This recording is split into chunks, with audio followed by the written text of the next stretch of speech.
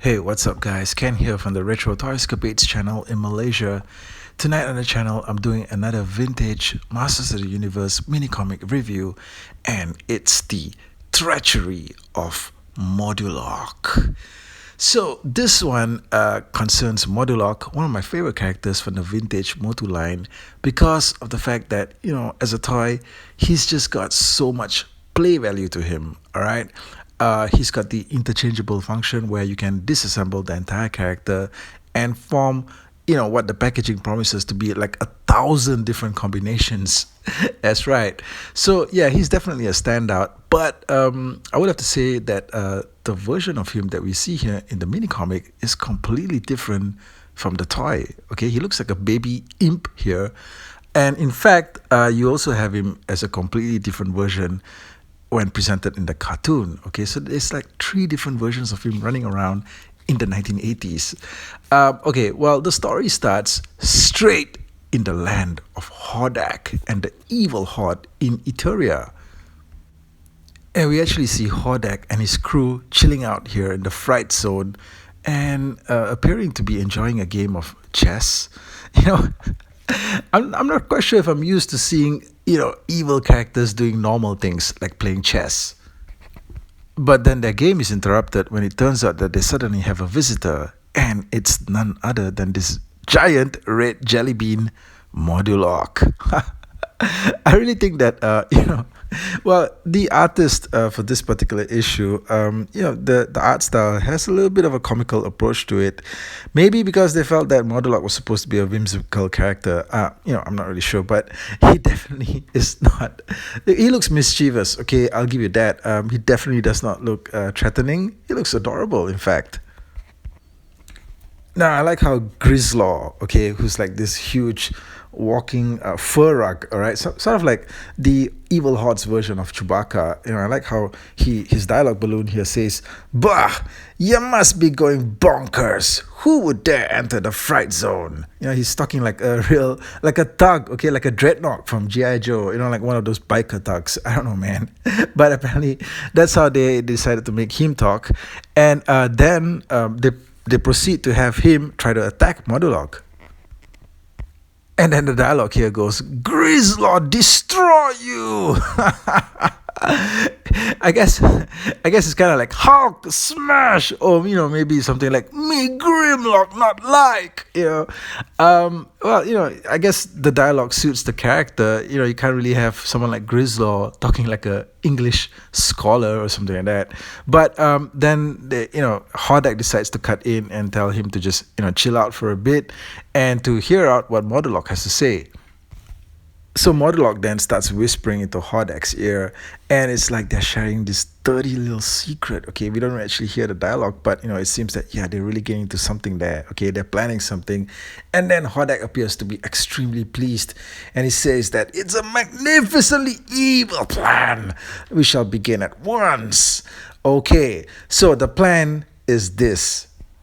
So Modulok gets himself disassembled, just like how his toy is able to do, right? Gets himself completely disassembled, and then the Horde begins to ship parts of him in separate packages to different members of the royal palace in Eternia. All right, so Adam's getting like a hand here, Tila's maybe getting like the torso, and pretty soon they found out that everybody in the palace has been receiving a separate package that contains a different part of Modulok. All right, so this is well, actually, it's pretty creepy, right? To be getting all these limbs in the mail. Okay, it's like geez, man, there's a scene here where Man at Arms opens up a package, and what you find here is that a bunch of hits start to roll out.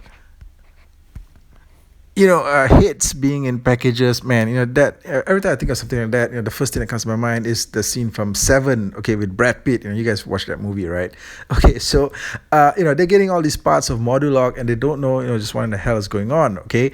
But then apparently, when Man at Arms takes a look at Modulok's face, okay, from the two different hits that popped out from the box, he's convinced, okay, that just by the expression on Modulok's face, that this is in fact a completely evil thing. I guess Modulok didn't decide to go with his cute face, like the one that he was wearing, the expression that he had when he first met up with Hordak, okay? Because the expression that is on his face here now when Man at Arms is holding up his heads is just completely terrifying, okay? If I was looking at this thing, I'll be like, oh, damn, get the hell away from me. But it seems that Man at Arms decides that the next course of action, that the best course of action for them to take is to actually bring these separate parts of the body to Castle Grayskull. Okay, I I don't know why they would have decided to do something like that.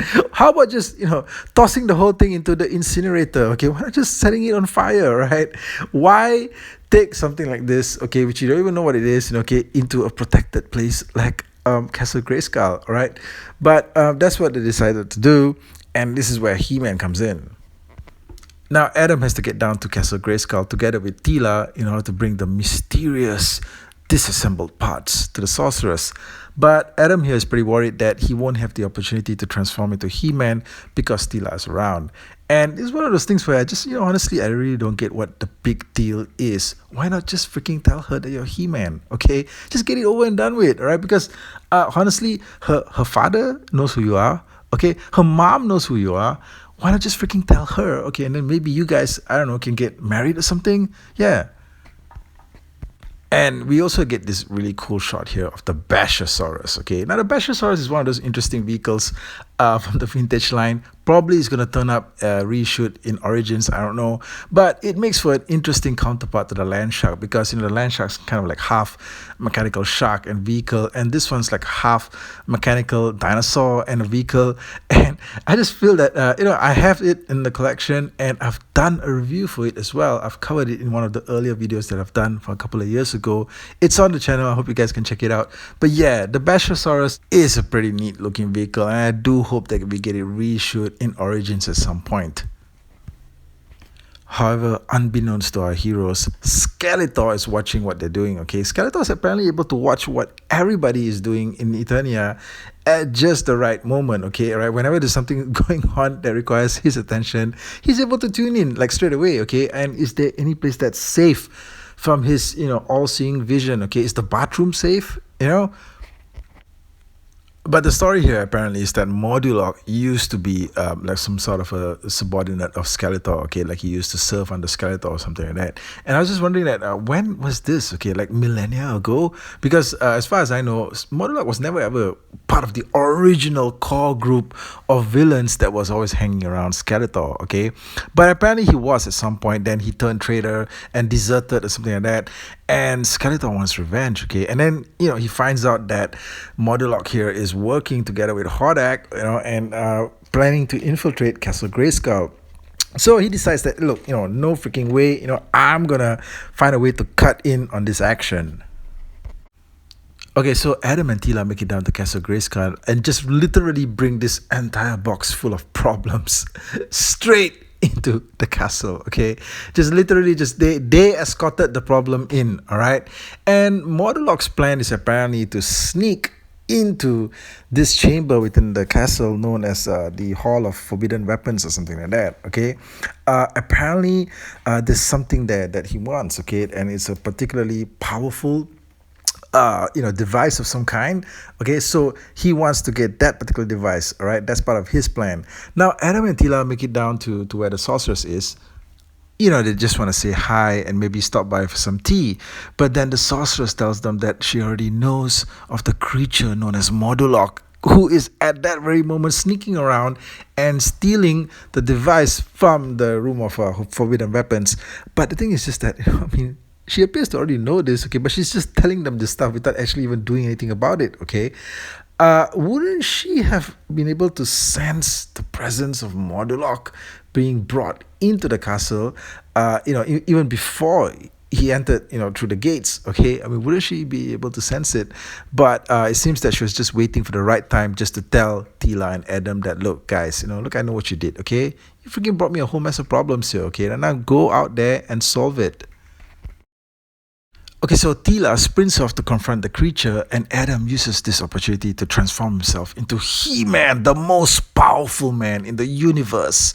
But then we notice that there's something a little bit different about him because his chest armor is like something completely brand new. And Adam also notices that there's something attached to his back, okay, that he didn't notice before, okay? There's like a cool looking backpack of some kind. And then, the sorceress tells him that, hey, look, it's a gift, all right? You'll know when to use it when the time comes. Always with the riddles, okay? Never anything straightforward. But yeah. Okay, for fans, you know exactly what you're looking at when you see this scene here, and it's actually the first appearance of the Thunder Punch armor. Tila finds Modulok and then tries to slice him up, but then we see the scene here of Modulok in action, okay, splitting apart into two separate creatures. It's pretty cool, I gotta admit, because especially when, the toy can do that and you're seeing that happening here in the comic as well, it's pretty awesome, alright? So, yeah, Modulok's not that easy to take down, especially when there's more than just one of him, alright? Outside the castle, Skeletor arrives with the land shark, and at the same time, Hordak makes his appearance as well. Okay, so the two mortal enemies meet, and then Modulok, of course, escapes from Tila's clutches and hands Hordak the forbidden weapon. Alright, so what is the forbidden weapon? There's a lot of build up here, but apparently it turns out that it's just some kind of device that creates a force field of some kind, okay? A force field that is impenetrable and that, the heroes can't seem to break through. I mean, that's it, just a force field. Couldn't your average magic spell just create that on your own? I mean, these guys are pretty powerful beings, okay? Hordak's a powerful being. You telling me that he can't probably summon up a force field with his own power? Okay, but Skeletor and He-Man then realize that, look, they've got a real battle on their hands here, okay, with Modulok and Hordak combined. And this is a cool scene here where they decide to just join forces, okay? Now, I'm a sucker for these kind of moments, I gotta admit, okay? I love it when the hero and the villain decide to join forces, okay, towards a common goal. Okay, that's what we're seeing here. And it's not the first time it's happened either. Of course, there was that, famous story where I think it was Skeletor and He-Man joining forces and combining their power swords to take down Trapjaw. Next mini comic review, I'm telling you guys, I'm going to do that pretty soon, okay? I'm going to cover that particular story. But yeah, so He-Man and Skeletor tag team to stop Hordak and Modulok. Of course, Skeletor is mostly here just to exact his revenge upon Modulok for deserting him all those millennia ago. So, I like this part here where the land shark seemingly is chomping on Modulok, okay? Just, chomping him in between his jaws here, and I just love this, okay? I mean, just chew him up, man. Just chew up that giant jelly bean monster, okay? Chomp him up till there's nothing left. Meanwhile, Hordak seems pretty secure, fighting the heroes from behind his powerful force field. But that's when the power of the Thunder Punch emerges. So He-Man realizes that this is his moment to strike and to utilize the new gift that the sorceress has given him. And we get this cool single punch shot of the Thunder Punch. Okay, the Thunder Punch smashes its way right through the force field and crushes Hordak. Okay, so apparently everything flows together pretty well. There's a new threat, and magically a new gift was given to He-Man in order to be able to confront it. All right, so basically our heroes win, and Hordak and Modulok both split the scene straight back to the Fright Zone. The party's over, guys. He-Man and friends win the day. The final shot here in the story is He-Man standing triumphantly in victory as the sorceress explains to him that he deserves nothing but the best that Eternia has to offer, nothing but the best gifts of power for his cause, simply because he is nothing more than Eternia's ultimate champion and blah blah blah. Okay, so the story wraps up in victoriously, but the one thing here that really distracts me in this image is the shot of Castle Grayskull here in the background. Now, why is it that the skull entrance to the castle has such an elongated look to it? Okay, this doesn't look like a skull. Okay, it looks like Grayskull waterfalls. All right. Are you looking at this thing here? I mean, in the image here. I mean, why did they make it? Why did they make the mouth section so long here? All right. Okay, look, anyway, that's the review. Okay, that's the video.